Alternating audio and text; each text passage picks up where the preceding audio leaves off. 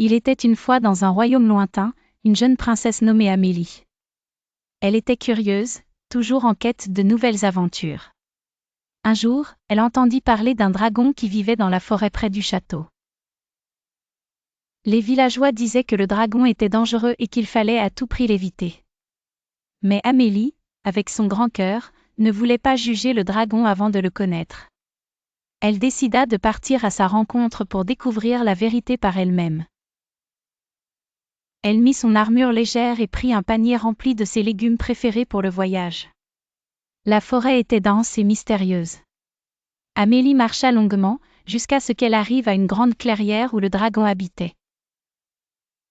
Il était immense.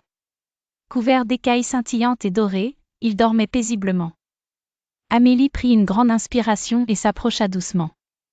Soudain, le dragon ouvrit un œil et se redressa. Mais au lieu de rugir ou d'attaquer, il renifla l'air avec curiosité. Amélie, un peu nerveuse, ouvrit son panier et offrit un légume au gigantesque animal. À sa grande surprise, le dragon saisit doucement la carotte proposée et la mangea avec délice. « Bonjour, je suis Amélie et j'aime découvrir de nouvelles choses, dit-elle courageusement. Le dragon, en souriant, répondit « Bonjour Amélie, je suis Drogon. Je ne suis pas ce que les gens pensent. Je préfère de loin les légumes aux moutons ou aux chevaliers. » Amélie était ravie d'entendre cela. Elle passa l'après-midi avec Drogon, découvrant qu'il aimait aussi les salades et les potirons. Bientôt, les deux devinrent amis.